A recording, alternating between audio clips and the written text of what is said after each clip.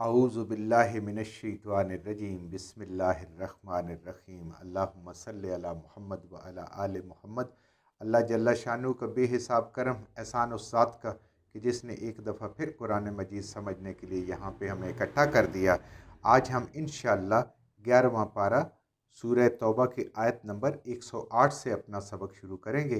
11वां पारा सूरह तौबा आयत नंबर 108।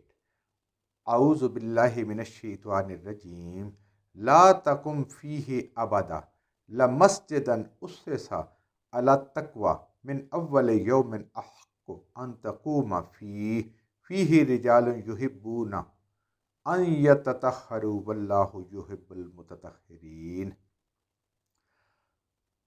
पिछले सबक में हमने पढ़ा था कि मस्जिद ज़रार मुसलमानों में तकसीम करने के लिए, मुसलमानों के दुश्मनों की पनाहगाह और मुसलमानों को इस दीन को ज़रर पहुंचाने के लिए बनाई गई थी। और तबूक से वापसी पे, क्योंकि जाते हुए भी मुनाफिकीन ने कहा था कि आप इसमें नमाज पढ़ाएं ताकि खैर व बरकत हो, तो वापसी पे नबी करीम सल्लल्लाहु अलैहि वसल्लम ने वादा उनसे किया था कि मैं वापस आके इसको देखूंगा। तो अल्लाह ताला ने रास्ते में ही आपको बता दिया, ला तकुम फ़ीही अबदा, ए मेरे हबीब सल्लल्लाहु अलैहि वसल्लम, आपने इस मस्जिद के अंदर, मस्जिद ज़रार में कभी भी खड़े नहीं होना, अबदा कभी भी।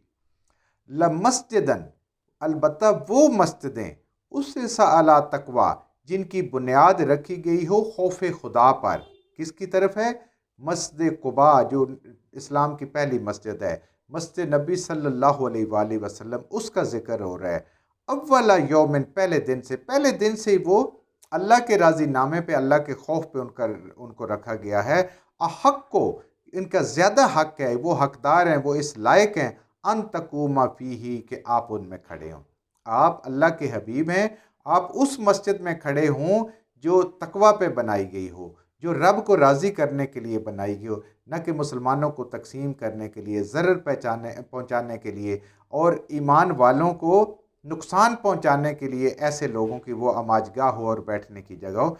इन मस्जिदों का ज़्यादा हक है। अन तकूम फ़ीही रिजालन, और इन मस्जिदों के करीब, ये कुबा वालों का अल्लाह ताला जिक्र फरमा रहे हैं, उन अंसारी मर्दों का। फ़ीही रिजालन, वहाँ ऐसे लोग हैं, युहिब्बूना, जो मोहब्बत रखते हैं, पसंद करते हैं, जो दोस्त रखते हैं, ऐन यततहहरू, कि वो तहारत करें। अल्लाह ताला उनकी तहारत की तारीफ़ फरमा रहे हैं। और इस तारीफ़ में नबी करीम सल्लल्लाहु अलैहि वसल्लम ने उनसे पूछा कि अल्लाह ने आपकी तहारत की तारीफ़ की है, आप कैसे तहारत करते हैं? तो उन्होंने बताया कि हम रफ़ा हाजत के बाद सिर्फ ढीले और पत्थर इस्तेमाल नहीं करते, बल्कि हम पानी भी इस्तेमाल करते हैं, पानी से अपनी सफाई करते हैं। नबी करीम सल्लल्लाहु अलैहि वसल्लम ने पूछा कि ये तरीका आप लोगों ने कहाँ से सीखा? तो उन्होंने कहा, हमारे यहाँ पे जो मदीना में यहूदी रहते हैं, ये वो करते थे, हमने उनसे सीखा और हमें पसंद है, हम ये करते हैं। अल्लाह ताला को सफाई इतनी पसंद है।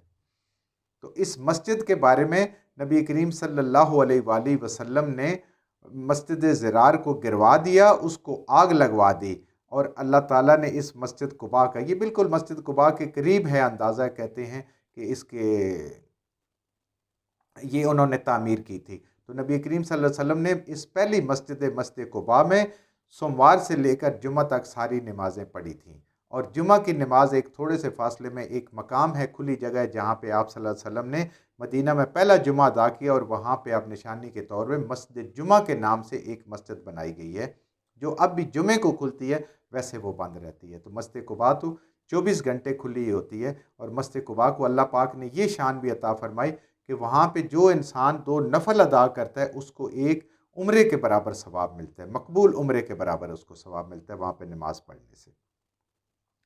वल्लाहु युहिब्बुल मुततहहिरीन, अल्लाह ताला मोहब्बत करता है पाकीज़ा रहने वालों को, साफ़ सुथरा रहने वालों के साथ अल्लाह मोहब्बत करता है। इंसान जिस्मानी तौर पे, रूहानी तौर पे, यानी ज़ाहिरी भी सफाई हो, लिबास भी उसका साफ़ हो, दिल भी उसका साफ़ हो, नीयत भी उसकी साफ़ हो, तो अल्लाह का महबूब बन जाता है। अल्लाह का महबूब बनना, देखें, कुछ ज़्यादा मुश्किल तो नहीं है ना। इंसान अपना ज़ाहिरी लिबास साफ़ रखे, जिस्म को साफ़ रखे, अपनी सोच को पाक रखे, साफ़ रखे, अपने दिल को साफ़ रखे। कीना, बुग़्ज़, हसद, दूसरों लोगों के ख़िलाफ़ जो इंसान के अंदर जज्बात आते हैं, शैतान भड़काता रहता है, उनसे अपने आप को पास रखे। तो अल्लाह ताला देखें یہاں خاص طور پہ پاکیزگی کا ذکر کیا، اور جو پاکیزہ لوگ تھے ان کا ذکر کیا، انصار کی پاکیزگی کا۔ تو اللہ تعالیٰ کی محبت میں انسان کو، پاکیزگی سے انسان اللہ تعالیٰ کی محبت کو حاصل کر سکتا ہے۔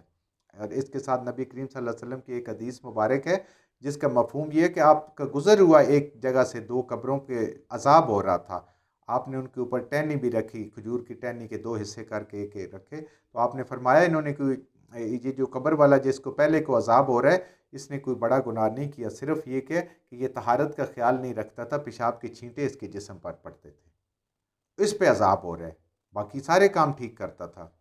اور جو دوسرا انسان ہے یہ غیبت کرتا تھا، اس کو غیبت پہ عذاب ہو رہا ہے۔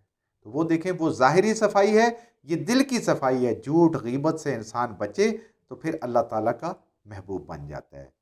افمن اسس بنیانہ، تو کیا وہ شخص کہ جو بنیاد رکھے بنیانہ اپنی عمارت کی، اللہ تقوی پر، رب کے خوف پر، من اللہ رضوانن، اور اللہ کی رضا کے لیے، یعنی کوئی بندہ ایمان کے ساتھ کسی عمارت کو بنائے، مسجد کو بنائے، اور اس کا بنیاد وہ تقوی پہ رکھے اور رب کی رضا کے لیے رکھے، دین کی سربلندی کے لیے، دین کے علم کے لیے، خیرن بہتر ہے، امن اسسا بنیانہ، یا کہ وہ شخص جو بنیاد رکھے بنیانہ اپنی عمارت کی، علی شفا ایک کنارے پہ، کس کے کنارے پہ؟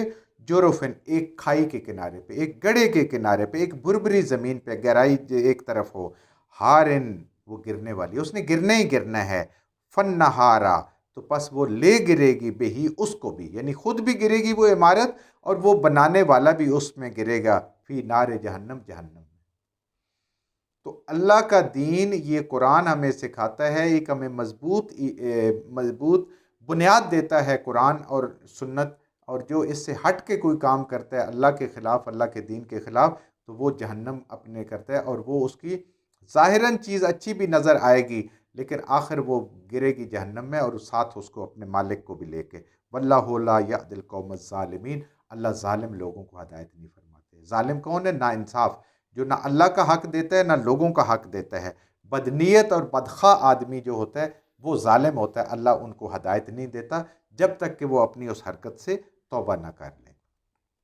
لا یزال بنیانہم الذی، اللہ فرما رہے ہیں کہ ہمیشہ رہے گی بنیانہ، عمارت ان کی، مسجد زرار جو تھی، الذی بنائی جو انہوں نے، بنو ریبتن ان کے دلوں میں شک، جو انہوں نے یہ عمارت بنائی ہے یہ کفر اور نفاق کی علامت ہے، یہ ان کے دلوں میں پیوست رہے گی، یہ ان کے دلوں میں شک اور تکلیف اور نفاق کا باعث رہے گی، فی قلوبہم ان کے دلوں میں، الا ان تقطع قلوبہم حتیٰ کہ ان کے دل ٹکڑے ٹکڑے ہو جائیں۔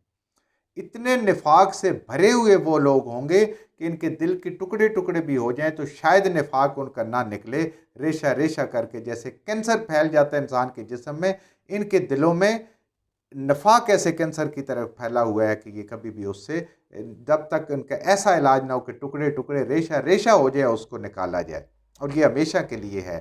واللہ علیم حکیم، اللہ تعالیٰ سب کچھ جاننے والے، حکمت والے ہیں۔